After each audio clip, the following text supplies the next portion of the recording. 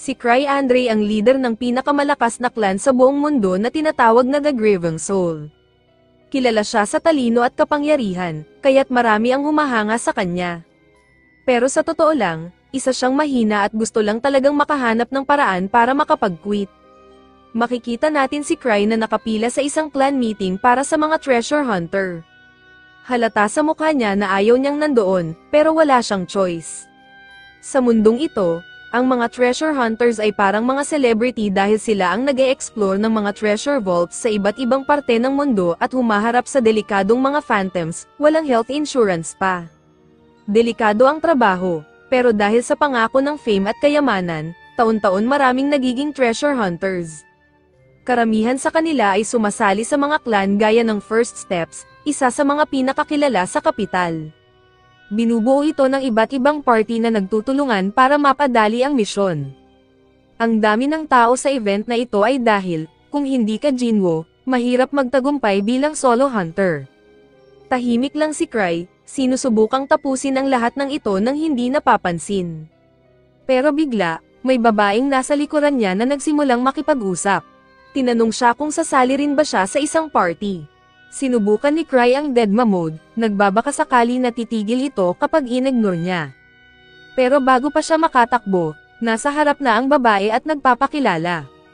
Ang pangalan niya ay Ruda, isang level 3 hunter, nakangiti siyang iniabot ang kamay kay Cry, pero tinanggihan ito ng lalaki at hindi nakipagkamay.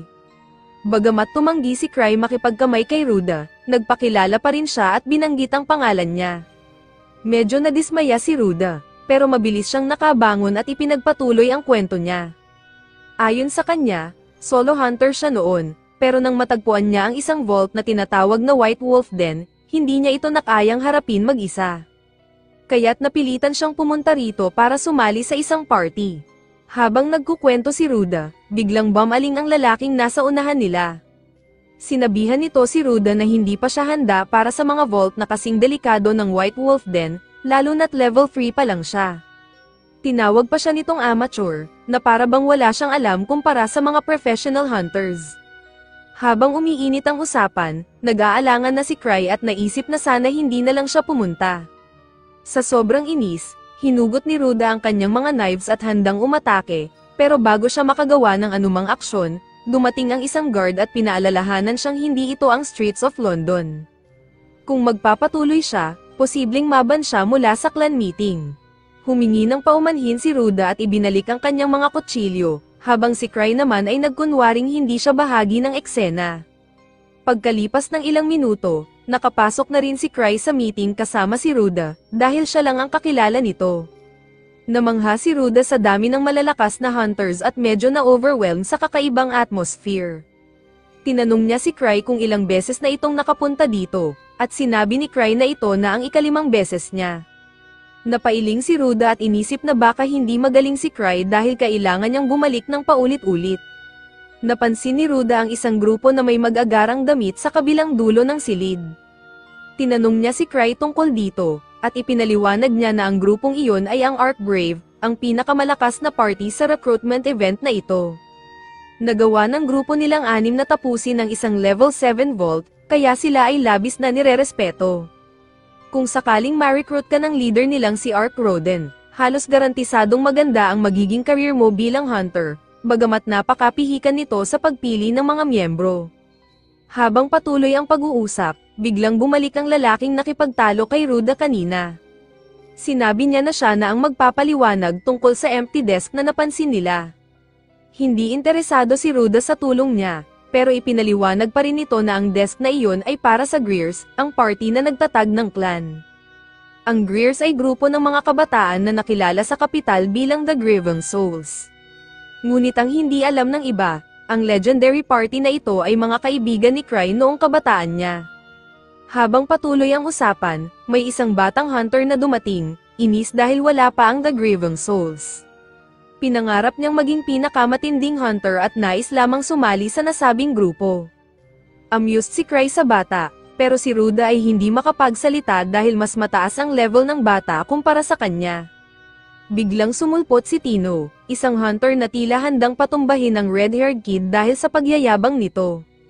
Sinubukan ng partner ni Tino na pakalmayin siya, pero mukhang wala ng atrasan. Sa sobrang inis ni Cry, niyaya niya si Ruda na lumabas bago pa magkaroon ng malaking gulo. Pero bago pa makalabas, nakilala ni Tino ang presensya ni Cry. Sa isang iglap, nakalimutan ni Tino ang laban at dumiretso sa kanya.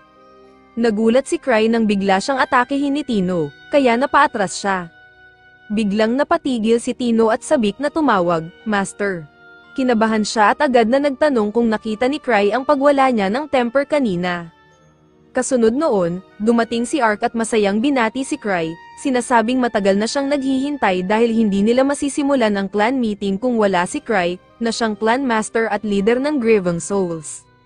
Nagulat ang lahat nang hindi pa nakakakilala sa kanya. Ibig sabihin, si Cry pala ang pinakamahalagang tao sa event. Pero sa sobrang dami ng items yung nakuha niya, gusto na lang talaga niyang umuwi.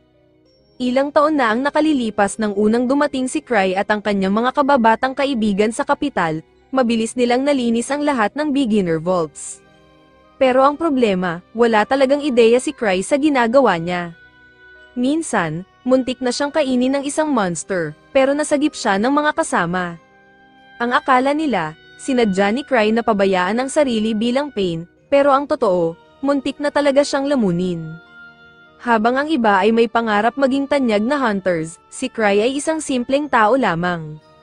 Alam niyang darating ang araw na magiging pabigat lang siya sa team, kaya nagpasya siyang umalis bago siya kamuhian ng mga kaibigan. Pero sa halip na payagan siyang mag-quit, ginawa pa siyang leader ng grupo. Kaya siya ngayon ang leader ng mga tunay na gifted hunters na kababata niya, kahit gusto na lang niyang magretiro. Sina Ruda at Greg ay hindi makapaniwala na ang kausap nila kanina pa ay ang mismong clan master. Habang nakaupo si Cry, lumapit si Ark at nagtanong kung sinadya ba niyang dumating ng late para obserbahan ang crowd. Itinanggi ito ni Cry at sinabing overslept lang siya, pero kumbinsido si Ark na sinadya niya ito. Kahit anong paliwanag ni Cry, laging maling interpretasyon ang nakukuha niya, at mas nagmumukha pa siyang magaling sa mata ng iba. Hindi rin gusto ni Tio kung gaano kalapit si Ark kay Cry, kaya gusto niyang paalisin si Ark sa clan. Pero syempre, hindi ito gagawin ni Cry. Si Tino, isang level 4 hunter at apprentice ni Liz, isa sa mga kaibigan ni Cry, ay madalas nakasama ni Cry. Tinanong ni Ark si Cry kung may naisip ba siyang mga kandidato para sa recruitment. Bagamat hindi naman kailangan ng bagong miyembro, sinamantala ni Cry ang pagkakataon at tinanong si Ark kung seryoso ba itong tatanggap ng mga rekomendasyon niya. Nang sabihin ni Ark na kahit sino ang piliin ni Cry ay tatanggapin niya, nagulat ang lahat. Pinigilan ng Vice Captain si Ark mula sa padalos-dalos na desisyon, pero tinapos ito ni Ark, sinasabing karapat-dapat ang sino mang piliin ni Cry. Biglang namula si Tino, iniisip na baka siya ang irekomenda ni Ark. Pero conflicted siya dahil ayaw rin niya kay Ark, kaya hindi sigurado kung tatanggapin niya ang alok. Sa gitna ng lahat ng ito, lumabas ang bata kanina, si Gilbert, na handang magmakaawa kung kinakailangan para lang matanggap ni Cry. Sinusubukan ni Cry isipin kung magandang pagpipilian ba si Gilbert, pero mabilis siyang sumuko dahil terrible judge of character siya. Sa huli, ipinasa niya ang desisyon sa pure luck at sinabi kay Gilbert na i-recommend niya ito, pero may isang kondisyon. Bilang isang hunter, ang pinakamahalagang bagay ay siguraduhing lagi kang panalo. Kung kulang ka sa lakas, mapapahamak mo lang ang mga kasama mo. Kaya't gusto ni Cry na patunayan ni Gilbert na kaya niyang manalo sa lahat ng laban. Simula nang maging hunter si Cry, hindi pa siya natatalo kahit kailan, pero totoo rin na wala pa siyang totoong laban kahit minsan. Inalis ni Cry ang isa sa kanyang ring artifacts at inihayag sa lahat. Ang unang hunter na makapagdala ng singsing na ito kay Ark ay agad na tatanggapin sa kanyang party. Pagkasabi niyon, hinagis ni Cry ang singsing sa gitna ng kaguluhan at nanood habang unti-unting sumiklab ang gulo. Agad na nakuha ni Gilbert ang singsing, pero hindi iyon nagtagal. Sa isang iglap, bumagsak si Tino mula sa taas at sinapak siya ng malakas, kaya tumilapon siya sa kabilang dulo ng silid. Malamang, kailangan na ni Gilbert ng doktor, pero walang may pakialam dahil abala ang lahat sa paghahabol sa singsing na gumugulong nasa sahig. Nag-aatubili ang mga hunters noong una, pero di nagtagal, nagkagulo na silang lahat. Samantala, Tahimik na nagpaalam si Cry, kahit nasa Syra na ang bar dahil sa away, sinabi niyang hindi na iyon problema niya at umuwi. Ngunit kinabukasan, naging problema niya ito nang umabot sa front page news ang bar fight. Tuluyan nang nawasak ang bar dahil sa gulo, pero maswerte namang walang nadamay na sibilyan. Dahil sa mga nangyari, sinabi ni Eva kay Cry na ang Explorers Association ay nais makipagpulong sa kanya. Alam na agad ni Cry na sermonan na naman ito, nang tanungin niya kung paano tinanggap ni Ark ang balita, sinabi ni Eva na natawa lang si Ark at hindi naman nagalit. Dahil sa magandang mood ni Ark, naisip ni Cry na ipadala sa kanya ang bill ng repairs sa bar at i-assign din sa kanya ang meeting. Pero sinabi ni Eva na para kay Cry lang talaga ang meeting, kaya't wala siyang ligtas kahit ano pa ang gawin niya. Kahit ay ignore niya, si Gar, ang manager ng association, ay siguradong hahabulin siya. Kaya't napilitan si Cry na pumunta, pero dala niya ang kanyang secret weapon, para mabilis matapos ang lahat, ang pagluhod at paghingi ng paumanhin. Paliwanag ni Cry, nasira lang naman ang bar at nabayaran na ang may-ari para sa repairs, kaya't wala ng problema. Wala pang pagkakataon si Gar na sermonan siya, pero matapos makita si Cry na nagsosorry, napagpasyahan nitong palampasin na lang muna iyon. Kahit walang formal complaints, kailangan pa rin ni Cry managot. Kaya, inassign siya ni Gar sa isang quest na wala siyang karapatang tanggihan. Sa dami ng quest sa association, may mga quests na sobrang hirap o sobrang baba ng bayad na ayaw kunin ng ibang hunters. Tinatawag ng mga hunter ang mga ito na chores, at talagang ayaw ni Cry mapunta sa ganoong quest. Nagpanggap si Cry na masyado siyang importante para bigyan ng chore, pero hindi siya pinalampas ni Gar. Kaya't pinilit siyang pumili ng quest, binuklat ni Cry ang quest book at hinanap ang pinakamadali. Ang pinakamababang level na nakita niya ay level 3, kaya iyon ang kinuha niya. Plano niyang ipasa ang trabaho kay Ark, pero nalaman niyang wala ito dahil nasa isang meeting kasama ang mga nobles. Nang bumalik si Cry sa bar, napansin niyang suot ni Tino ang singsing na ipinahagis niya kahapon. Ibig sabihin, si Tino ang nanalo sa laro, ngunit, binaliwala na iyon ni Cry at tinanong siya kung libre ba siya ngayon. Sa sandaling iyon, natuwa si Tino dahil inakala niyang iimbitahan siya ni Cry sa isang date. Pero nadismaya siya nang sabihin ni Cry na mayroon siyang quest para sa kanya. Agad na tumakbo si Tino para makatakas, ngunit kahit mabilis siya, may paraan si Cry para habulin siya. Tinawag niya ang kanyang chain dog na si Silver at inutusan itong hulihin si Tino. Sa ilang sandali, nakatali na si Tino sa isang upuan para pag-usapan ng quest. Pakiramdam ni Tino ay pinagtaksilan siya, akala niya, date ang pag-uusapan nila, pero sa halip, pinilit siya ni Cry na tanggapin ang isang crappy quest mag-isa. Tinanong ni Cry kung ang problema ba ay dahil ayaw ni Tino na gawin ito ng solo. Sinabi naman ni Tino na okay lang sa kanya, kung sasama si Cry. Subalit, ayaw ni Cry magtrabaho, kaya inutusan niya si Tino na isama na lang ang mga hunters na nakilala nila kahapon. 6 na taon na ang nakalipas ng unang dumating si Cry at ang kanyang party sa kapital. Nang malapit na silang pumasok sa association para magparehistro bilang hunters, biglang nagdalawang isip si Cry. Sinabihan siya ni Luke na huwag nang masyadong mag-alala, dahil siya mismo ang nagsuggest na maging pinakamahusay na hunters sa kapital. Pero hindi naman lakas ng mga kasama niya ang inaalala ni Cry, alam niyang siya lang ang magiging pabigat. Tinawanan lang ni Luke ang takot ni Cry at nagdeklara sa harap ng lahat, "Ako ang pinakamalakas na swordsman sa mundo." Sinundan siya ni Liz, na nagpakilala naman bilang pinakamalakas na thief sa mundo. Wala nang atrasan pagkatapos ng ganoong engranding entrance, kaya't nilapitan ni Cry ang receptionist para irehistro ang party nila. Sa loob-loob niya, gusto niyang pagsisihan ng lahat ang pagpili sa kanya bilang leader, kaya't pinili niya ang isang madilim at edgy na pangalan para sa kanilang party, Grieving Soul. Akala niya, tatanggihan nila ang pangalan, pero nagustuhan pa ito ng lahat. Sa huli, wala na siyang nagawa, bumalik sa kasalukuyan, nagpatawag si Cry ng meeting para ipasa ang trabaho sa iba. Hindi pa rin makapaniwala si Greg na si Cry nga ang guildmaster ng Grieving Souls at ang kilalang Thousand Tricks. Sa association, ang mga hunters na nakakamit ng mataas na antas ng prestihiyo ay binibigyan ng special titles at nagiging celebrity. Sa kabila ng itsura ni Cry na parabang hindi siya nagte-training, binansagan siya ng Thousand Tricks dahil sa mga pagkakaintindi ng iba sa kanya. Hindi makapaniwala si Gilbert na si Cry nga ang pinakamatindi sa kapital. Agad siyang tinawag na mahina ni Tino, sinabing wala siyang kakayahang intindihin ang tunay na lakas ni Cry. Sa totoo lang, wala ring ideya si Cry kung anong lakas ang tinutukoy ni Tino, ang pagkilala sa kanya ay dahil lang sa mga kaibigan niyang palaging pinupuri siya. Tinanong ni Cry sina Gilbert at ang iba kung tatanggapin nila ang quest, pero tumanggi si Gilbert. Ayaw niyang tanggapin ang anumang misyon mula kay Cry dahil hindi pa rin siya kumbinsidong siya ang pinakamalakas sa lungsod. Sinubukang pigilan ni Greg si Gilbert, dahil baka kung magalit si Cry ay may mangyari sa kanila. Pero binaliwala ni Gilbert iyon at sinundot pa ang ilong ni Greg, walang pakialam sa maaaring kahinatnan ng kanyang mga aksyon. Dahil ayaw ni Gilbert makilahok, sumuko na lang si Cry at lumipat kay Greg, na masayang tinanggap ang request niya. Ang huling kailangan nilang kumbinsihin ay si Ruda. Dahil ang quest ay magaganap sa Wolf Den, na dating sinusubukang i-clear ni Ruda, naisip ni Cry na perpekto ito para sa kanya. Bagaman hindi masaya si Ruda sa kanyang mga kasama, pumayag pa rin siyang sumali. Masaya si Cry sa narinig at sinabi kay Tino na kung kailangan pa niya ng tulong, pwede siyang magtanong sa iba pang miyembro ng clan.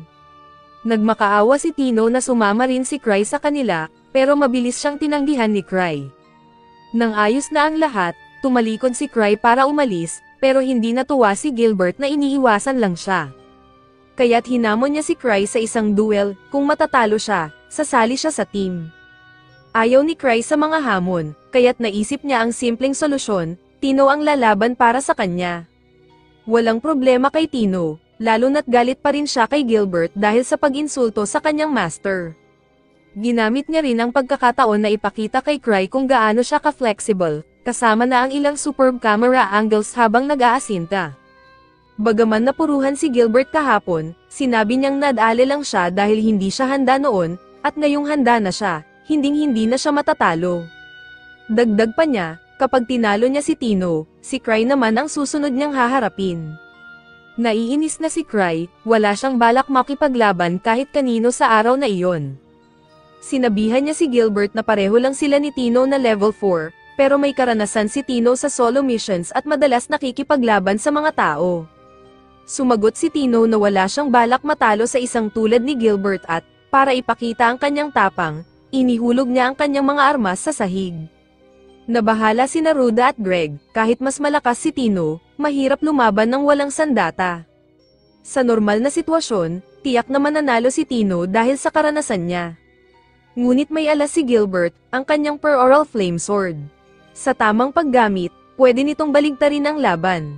Pero nagkamali si Gilbert, itinapon din niya ang kanyang espada para makipaglaban ng patas kay Tino. Isang desisyong walang duda na mali, pero ayaw niyang palamunin ng pride. Alam ni Tino na sigurado na ang panalo niya, kaya't sinabi niya na pagkatapos ng laban, gusto niyang kumain ng ice cream kasama si Cry. Nagsimula na ang laban, dumiretso si Tino at sumugod kay Gilbert. Naiwasan ni Gilbert ang unang suntok, pero tinamaan siya ng isang sipa sa mukha na nagpataob sa kanya, katulad ng nangyari kahapon. Akala ng lahat, tapos na ang laban, pero bumangon muli si Gilbert at muling sumugod. Kahit wala siyang nagawa, may fighting spirit pa rin siya. Na-corner siya ni Tino at na-chokehold agad, sa huli, nakawala siya, pero tinapos na ito ni Tino sa isang chop sa batok, at tuluyan nang bumagsak si Gilbert. Wala na siyang pag-asang bumangon muli, habang nagdiriwang si Tino, nagpasalamat siya kay Cry sa pagiging malakas niya, kahit hindi naman talaga siya sinanay ni Cry. Si Greg at Ruda ay naiwan na nakanganga, hindi makapaniwala sa lakas ni Tino. Si Gilbert naman ay hindi matanggap na may mas malakas pa sa kanya. Mula nang una niyang hawakan ng espada, naniwala siya'y destined na maging isang hunter. Sa kanyang pag-eensayo, nalagpasan niya ang mga profesional na swordsman, at nang naging sapat na ang edad niya para maging hunter, nagpunta siya sa kapital at nagbuo ng maliit na party para magsimulang mag-clear ng vaults. Mula nang magsimula si Gilbert bilang hunter, hindi pa siya natatalo kahit kailan. Kahit ayaw ni Tino sa kanya, inaamin niyang malakas si Gilbert. Kaya't hinihikayat niya itong damputin ang espada niya kung gusto pa nitong lumaban. Tumanggi si Gilbert dahil sa kanyang pride, na ikinagalit ni Tino. Sinabi niya na ang sobrang pride ay magdadala lamang ng kapahamakan. Bagaman ayaw ni Gilbert aminin, alam niyang tama si Tino, kung totoong laban ito, ilang beses na sana siyang napatay. Kailangan niyang tanggapin na hindi siya kasing lakas ng akala niya. Biglang nagsalita si Cry at sinabi na malamang iniwan ni Gilbert ang dating party niya dahil sa pagkakaiba ng lakas. Nagulat si Gilbert dahil tama si Cry, ipinaliwanag ni Cry na ganoon din ang nangyari sa kanyang party, kahit hindi siya umalis tulad ng gusto niya. Maling naintindihan ito ni Gilbert, iniisip niyang napakahusay ni Cry na wala nang makakasabay sa kanya sa Grieving Souls, ang pinakamalakas na party sa kapital. Nagbago ang pananaw ni Gilbert tungkol sa kung ano ang ibig sabihin ng pagiging pinakamalakas. Napansin ni Cry ang espada ni Gilbert at magaan na tinapak ito para makita kung ano ang magagawa nito. Sa isang iglap, lumabas ang malalakas na apoy mula sa espada sa utos ni Cry. Labis na namangha si Gilbert dahil kahit kailan, hindi niya napalabas ang ganoong kalalaking apoy, lalo pat hindi nahawakan ni Cry ang hawakan ng espada para gawin ito. Sa mundong ito, ang Monum material ay isang substance na hindi nakikita, pero nasa paligid. Sa mga treasure vaults, ang Monum ay nagiging pisikal na anyo. Isa sa mga vault na ito ay ang White Wolf Den, na kilala sa pag-spawn ng mga wolf phantoms na basang-basa sa dugo. Masaya si Cry na hindi siya sumama sa quest at pinadala na lang ang iba. Tinanong ni Eva kung sigurado ba si Cry na magandang ideya ang pagpapadala ng mga hindi gaanong bihasang hunters sa wolf den. Kumpiyansa si Cry dahil level 3 lang ang vault at bihasa naman ang grupo nila. Pinasalamatan niya si Eva dahil sa impormasyong ibinigay niya tungkol kay Gilbert, labis daw siyang natuwa sa reaksyon nito nang tamaan niya ng hula ang mga detalye tungkol sa nakaraan niya.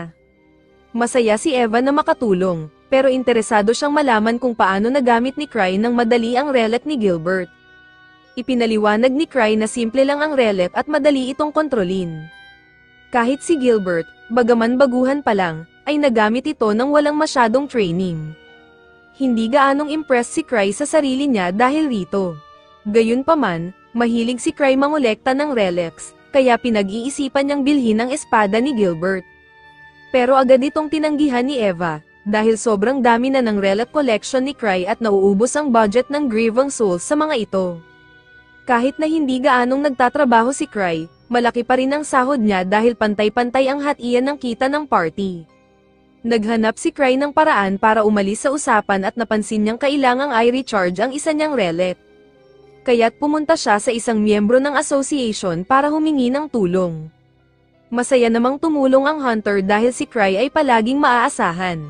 Habang sine-charge ang relic ni Cry, nabalitaan niya ang tungkol sa isang rogue phantom na sumalakay sa isang caravan sa Hilaga. 3 level 3 hunters ang nagbabantay sa caravan, kaya't malamang malakas ang phantom. Iniulat ng association na mukhang nagmula ang phantom sa White Wolf Den at nagkaroon ng mass spawning ng mga wolves sa lugar. Sinubukan ni Cry huwag mag-alala, iniisip na okay lang ang grupo ni Tino.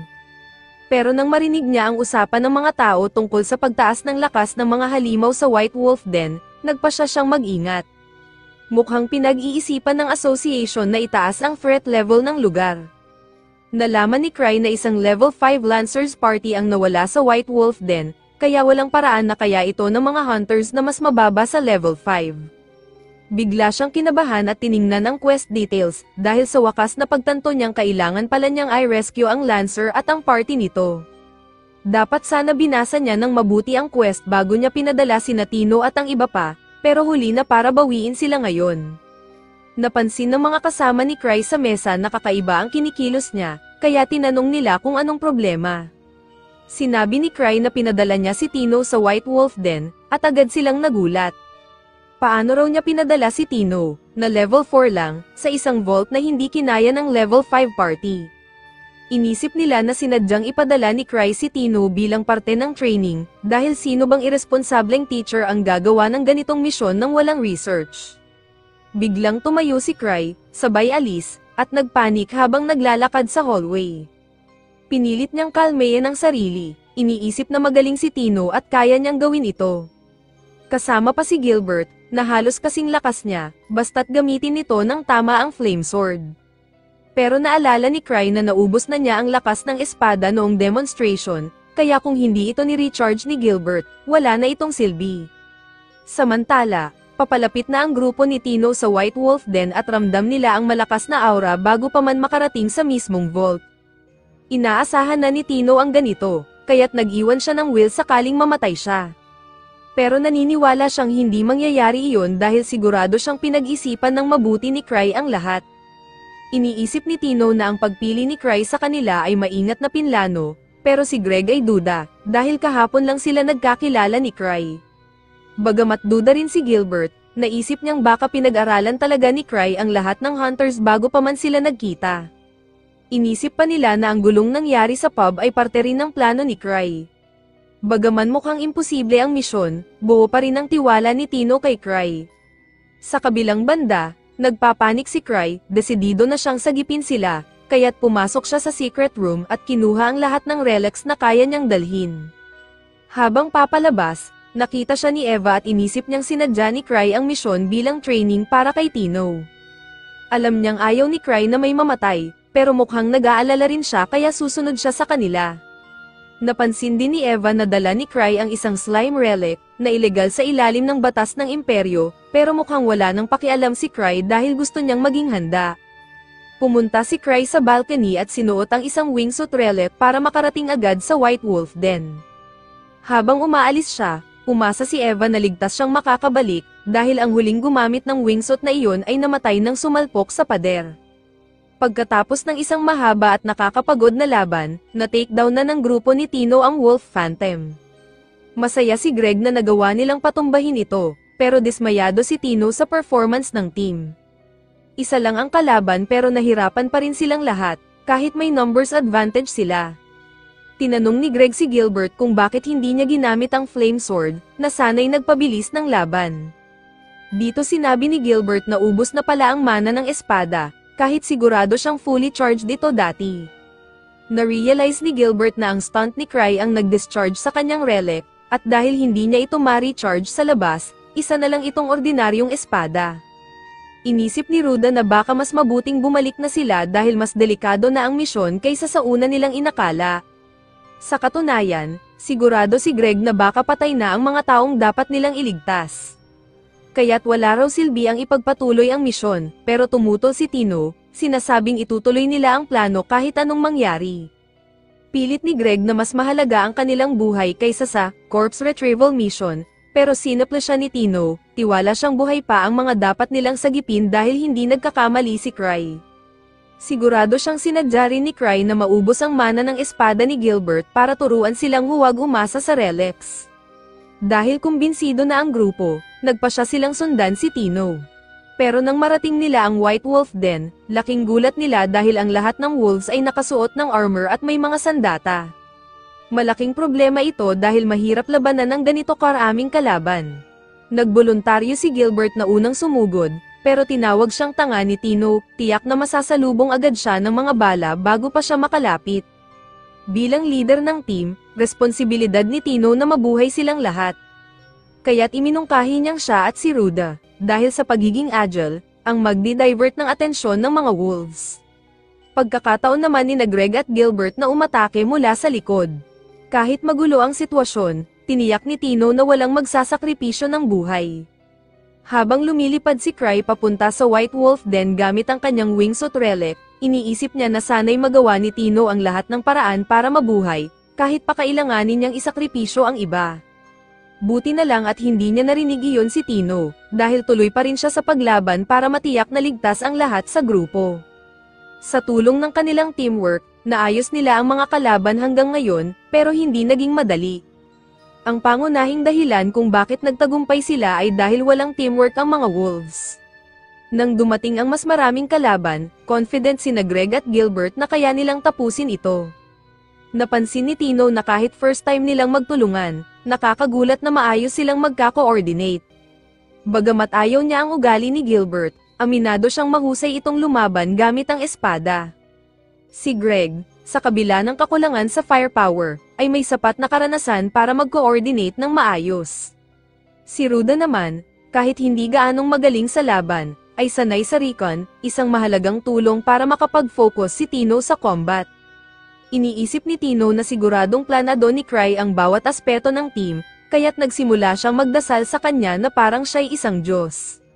Habang nakikipaglaban si Gilbert sa isang wolf, bumalik sa isip niya ang huling pag-uusap nila ng dating party niya. Nainis siya noon dahil hindi nakakasabay ang mga kasama niya sa kanya. Bagamat humingi sila ng paumanhin at sinabing ginagawa nila ang lahat ng makakaya nila, alam niyang sobrang laki na ng agwat ng lakas niya kumpara sa kanila. Dahil doon, nagpa siyang mag-solo hunting, ngunit ngayon, natutunan niyang masarap pala ang lumaban ng may kasama. Matagumpay na napatumba ni Gilbert at Greg ang huling wolf sa area. Nagpatuloy ang grupo hanggang marating nila ang isang malawak na lugar. Handa na sana silang pumasok, bigla na lang sinabi ni Tino sa grupo na maghintay dahil may nararamdaman siyang kakaiba sa loob ng kwarto. Tinanong siya ng iba kung iyon na ba ang hunter na dapat nilang sagipin, pero sa tingin ni Tino, ang Vault Boss ang naroon. Iminungkahi ni Greg na tumakas na lang sila bago pa lumala ang sitwasyon, pero sinabi ni Tino na nakarating na sila sa puntong ito nang walang nasasaktan, kaya't hindi na dapat umatras sa laban sa isang Vault Boss. Hinimok ni Tino si Greg na maging mas matapang, dahil hindi siya uunlad kung palaging naglalaro ng ligtas. Inamin ni Greg na naging kampante siya sa level 4, dahil sapat na iyon para magkaroon ng disenteng buhay bilang hunter. Ngunit nasanay rin siyang tumakbo sa harap ng hamon, lalo na matapos mamatay ang kanyang mga kaibigan dahil sa pabigla-biglang tapang. Walang sisihan kung pinili niyang mabuhay ng ligtas, pero ang pagsali niya sa First Steps Clan ay patunay na nais pa rin niyang mag-improve. Sigurado siyang nakita iyon ni Cry, kaya siya inilagay sa team na ito. Bagamat mahirap paniwalaan, naisip ni Greg na baka hindi aksidente ang pagkapili sa kanya ni Cry. Tinanong ni Ruda kung mayroon ding espesyal na dahilan kung bakit siya ang pinili ni Cry, pero tanging masabi lang ni Tino ay ang malaking assets ni Ruda. Samantala, si Cry ay naglilibot sa kagubatan malapit sa White Wolf Den gamit ang kanyang wingsuit relic, umaasang tumakas na sana sina Tino at ang grupo nang makita nilang mas mapanganib ang misyon kaysa inasahan. Pero dahil wala pa siyang nakikita, napilitan siyang pasukin ang den. Dahil walang preno ang wingsuit, sumalpok siya sa mga tunnel habang papasok. Pagdating sa Vault Boss, laking gulat ng grupo, mas malaki ito kaysa sa inaasahan. Nang umatake ang boss, napilitang maghiwa-hiwalay ang grupo para umiwas. Kahit hindi pa nila ito diretsahang nilalabanan, ramdam nila ang tindi ng lakas nito, at nagsimula ng mag-alinlangan si Tino kung kaya ba nila ito. Pero nang mapansin niya ang mahina na bahagi sa ulo ng wolf, pinaalala niya sa sarili na hindi siya bibigyan ni Cry ng misyon na hindi niya kayang tapusin. Humingi siya ng tulong kay Gilbert para harangin ang isa sa mga atake ng boss, habang siya ang tatapos sa laban. Sumugod si Gilbert para kunin ang atensyon ng wolf, hinaharangan ang atake gamit ang kanyang espada. Akala ni Gilbert ay defenseless na ang kalaban, kaya't pumasok si Greg para tirahin ang mga binti nito. Sa kasamaang palad, natabig lang siya tulad ng isang insekto. Habang nagpapatuloy ang laban, mas mabilis nakagalaw sina Tino at Ruda kaysa kay Greg. Nang bumangon muli si Greg para makipaglaban, nabasag ang espada niya sa isang slash mula sa wolf. Muntik na siyang tamaan ng finishing blow, pero nasagip siya ni Ruda sa huling segundo, dahilan para maipit ang palakol ng wolf sa lupa. Sinamantala ito ni Tino at tumakbo sa ibabaw ng palakol para saksakin ang wolf sa batok, tinapos ang laban. Bumalik sa lupa si Tino, duguan pero determinado, tinanong siya ni Ruda kung okay lang siya, at sinabi ni Tino na may healing potion siya, kaya mabilis na nakarecover. Naiinis si Greg dahil nawasak ang espada niya, pero masaya na rin siyang buhay pa siya. Ngayon, kailangan na lang nilang hanapin ang mga nawawalang hunters at makabalik sa bayan. Binigay ni Tino ang kanyang espada kay Greg para magamit muna ito, pero bigla silang tinamaan ng higanteng pana. Halos tamaan si Tino sa dibdib. Napansin nilang hindi pa tapos ang laban, 4 pang boss ang dumating, lahat may bagong kagamitan. Pagod na ang grupo at hindi nila alam kung paano lalaban sa 4. Iminungkahi ni Tino na tumakbo sila sa makitid na kuweba para makakuha ng separation mula sa mga wolves. Ngunit nabasa ng mga wolves ang plano nila, tumalon ng isa sa harap ng kuweba at binlock ang pasukan. Ngayon, wala nang ibang opsyon, nagkatinginan sina Greg at Gilbert at nagpa siya na manatili para mag-distract ng mga wolves at bigyan ng pagkakataon ang iba. Habang tumatakas sina Ruda at Tino, Umaasa sila na dahil sila ang pinakamabilis sa grupo, sila rin ang may pinakamalaking tsansa na makaligtas. Greg at Gilbert ay handang magsakripisyo para mabigyan sila ng sapat na oras. Habang nag-iisip si Tino kung ano ang gagawin, naalala niya si Cry at tinanong ang sarili, ano kaya ang gagawin ni Cry sa sitwasyong ito? Bigla niyang naitandaan ang ring relic at nagkaroon ng ideya. Sinabi ni Tino sa lahat na walang magsasakripisyo ngayon. Planado niyang sugurin ang unang wolf at hiniling niya na suportahan siya ng lahat. Agad na binaling ni Greg at Gilbert ang atensyon ng wolf, habang naghagis naman si Ruda ng kanay sa mata nito, pansamantalang binulag ang halimaw. Inactivate ni Tino ang shooting ring relic, nagpapakawala ng laser beam diretso sa mata ng wolf at tuluyan itong nabulag. Nakakita ng pagkakataon si Gilbert at sumugod para tapusin ang wolf. Subalit kahit bulag, naramdaman ng wolf ang paglapit niya, kaya't nataman si Gilbert at tumilapon sa pader. Agad siyang sinugod ni Tino upang tingnan ang kalagayan niya. Humingi ng paumanhin si Gilbert dahil nasaktan siya, pero sinabi ni Tino na hindi niya kasalanan, plano niya ang pumalpak.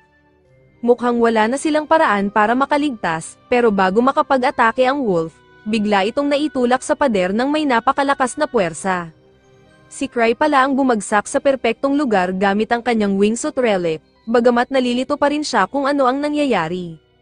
Sa kalituhan, hindi niya napansin ang pag-atake ng isa pang wolf. Buti na lang at suot niya ang isa sa kanyang protection rings, kaya't hindi siya tinablan ng kahit anong pinsala.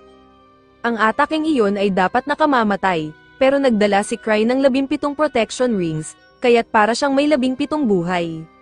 Sa panic, itinuro niya ang wolf at pina-activate ang lahat ng shooting rings niya sa full power, nagpapakawala ng malakas na blast na tumulak sa wolf palayo. Lahat ay namangha sa lakas ni Cry, kahit pa wala siyang planong umatake, nagawa niya iyon ng instinct lang. Sa kabila ng malakas na blast, nakabangon pa rin ang wolf, na inaasahan ni Cry dahil alam niyang mababa ang damage output ng shooting rings. Napapalibutan siya muli ng mga wolves, pero masaya siyang nagdala siya ng sapat na protection rings. Napagpasyahan niyang gamitin ang forbidden slime mula sa kanyang kwintas. Ininspeksyon niya ito sandali bago ito ihagis sa grupo ng mga wolves at sinabing tumakbo na ang lahat.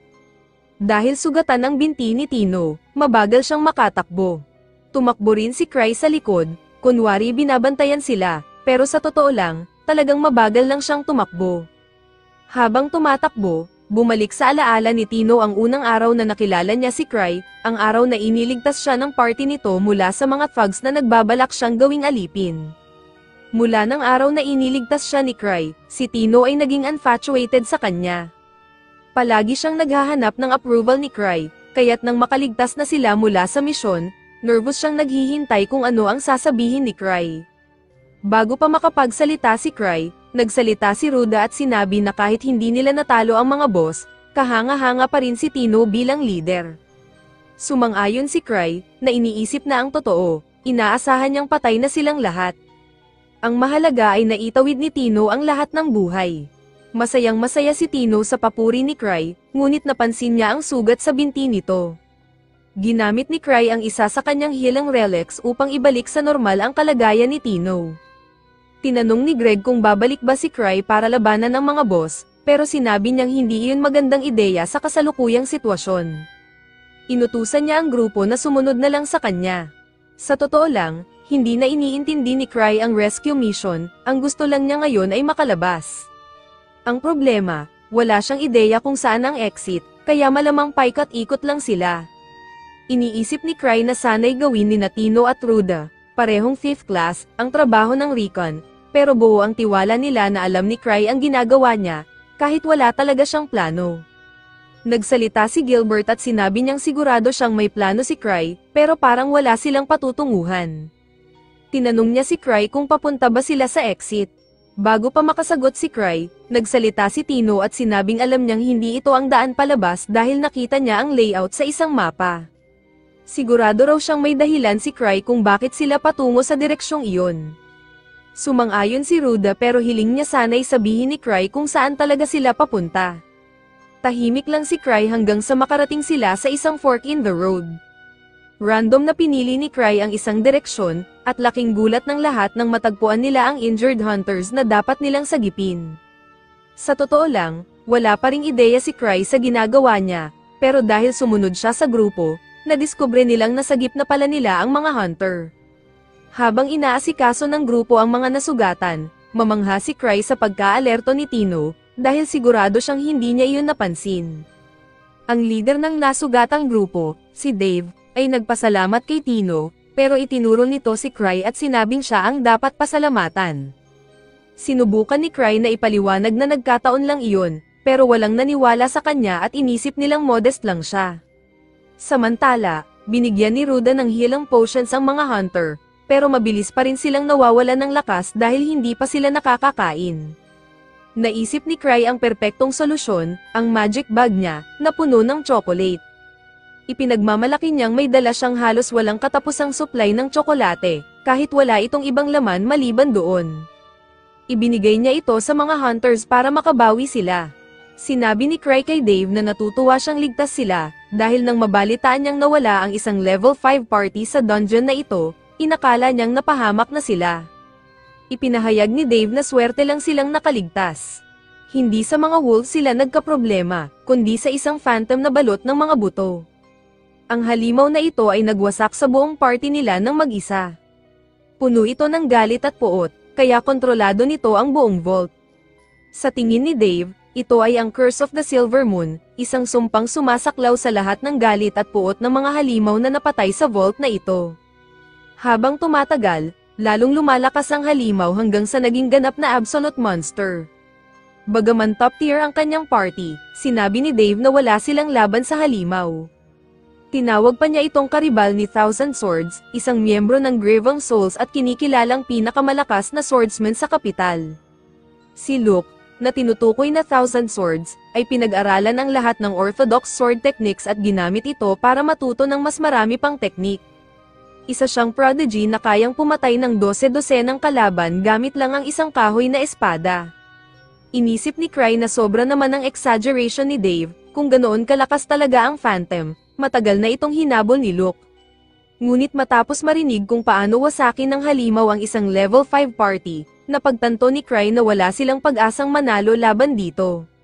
Sa huli, pinagsisisihan ni Cry na hindi niya ini-assign ang misyon na ito kay Ark. Kung siya lang sana ang nagpadala kay Ark, hindi na siya kailangan pang harapin ang ganitong gulo. Ipinaliwanag ni Dave na hindi agad sila pinatay ng halimaw, parang naglalaro lang ito sa buhay nila sa huling engkwentro nila. Ngunit kung muli nila itong makaharap, siguradong tatapusin na sila. Binalingan ni Ruda si Cry at tinanong kung ano ang gagawin nila. Sa loob-loob ni Cry, nagpapanik na siya dahil hindi niya ito napaghandaan. Nag-stare lang siya sa kawalan bago nagkaroon ng ideya, inuutos kay Ruda na dapat nilang unahin ang kaligtasan ng mga sugatan.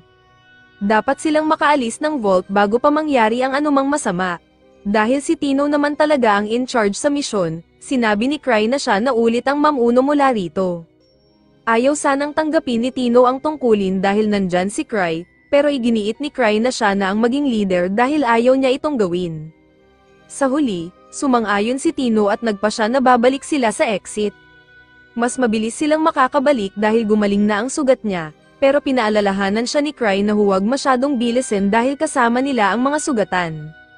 Sa totoo lang, sinabi niya ito dahil hindi siya makakatakbo ng kasing bilis ni Tino. Habang tinatahak nila ang vault, sinabi ni Tino na malapit na sila sa exit. Swerte silang hindi nila nakaharap ang Phantom hanggang ngayon, pero kung lumabas ito, nangako si Dave na magiging kalasag siya para mabigyan sila ng oras na makatakas. Tiniyak ni Tino na hindi iyon magiging kailangan, dahil basta kasama si Cry, sigurado siyang ligtas silang makakalabas. Pero sa isip ni Cry, hindi siya sigurado na makakalabas silang lahat. Sa totoo lang, pinag-iisipan na niyang iwan ng iba at takasan ng halimaw kasama si Tino kung sakaling lumabas ito. Pero ngayon, pinilit niyang mag-isip ng positibo. May 5 safety rings pa siya, kaya maaari siyang mabuhay kahit sandali kung sakaling kailangan niyang makipaglaban. Subalit wala siyang iba pang gamit, hindi gumagana ang shooting rings, at nahulog pa ang sword relic habang lumilipad siya papunta rito. Mahirap maging optimistiko sa sitwasyon nila, biglang naramdaman nilang may paparating, kaya agad silang naghanda. Tumayo si Cry sa harap ni Tino upang protektahan siya. Wala siyang attack relics, pero handa siyang gamitin ang katawan niya bilang human missile gamit ang wingsuit kung kinakailangan. Nag-iba ang aura ng kuweba habang lumalapit ang Phantom.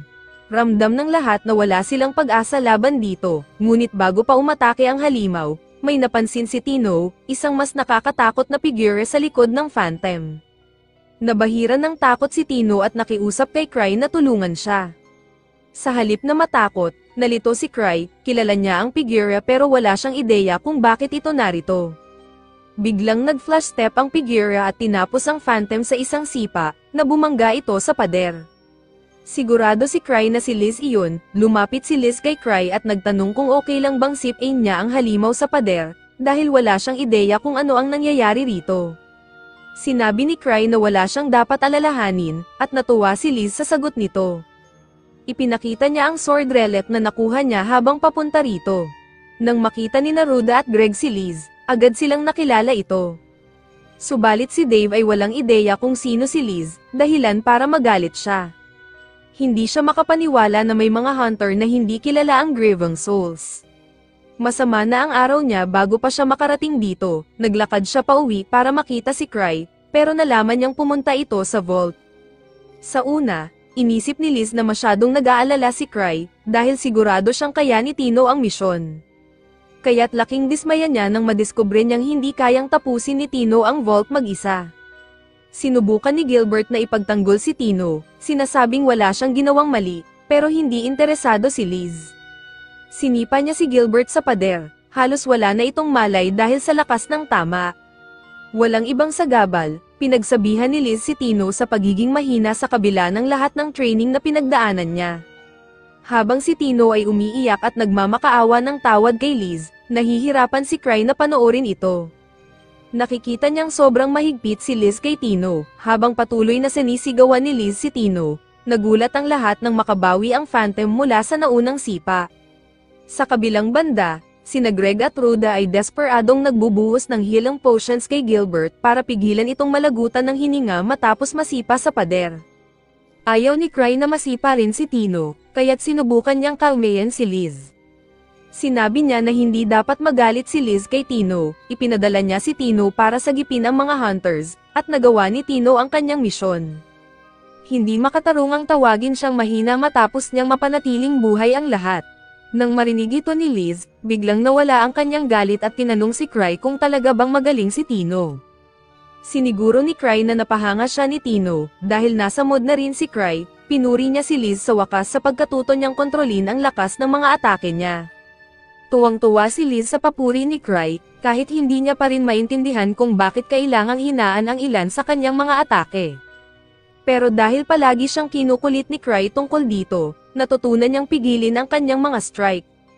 Natutuwa si Cry na nakinig si Liz, pero kailangan pa rin siguro itong pagbutihin dahil nasa bingit ng kamatayan si Gilbert mula sa warning shot pa lang ni Liz. Muling humingi ng tawad si Tino sa lahat ng problema, pero hindi nagalit si Liz. Sinabi niya na may talento si Tino, pero kailangan niyang mas lalo pang magsikap upang makabawi sa kanyang kakulangan sa lakas. Samantala, nakabuo ng grupo ang Phantom at isa pang Wolf Boss, handa nang umatake muli. Lahat ay takot sa muling pag-atake, pero si Liz ay naiinis na lang, lalo na't hinugot ng halimaw ang machine gun, na parang may magagawa ito. Sinuot ni Liz ang kanyang maskara at tumayo lang habang nagpapaputok ang wolf. Ang mga bala ay sobrang bagal para sa kanya at wala siyang interes umiwas. Pagkatapos maubos ang bala ng baril, si Liz ay nanatiling walang galos. Sa katunayan, hawak pa niya ang ilang bala at nakapag-ayos pa siya ng pattern mula sa mga nahuli niyang bala. Nagalit muli si Liz nang malaman na natalo si Tino sa isang halimaw na may baril. Naging bihasa na siya sa pag-iwas sa bala mula pa noong 10 taong gulang siya, kaya't insulto sa kanya na isipin ng halimaw na gagana iyon.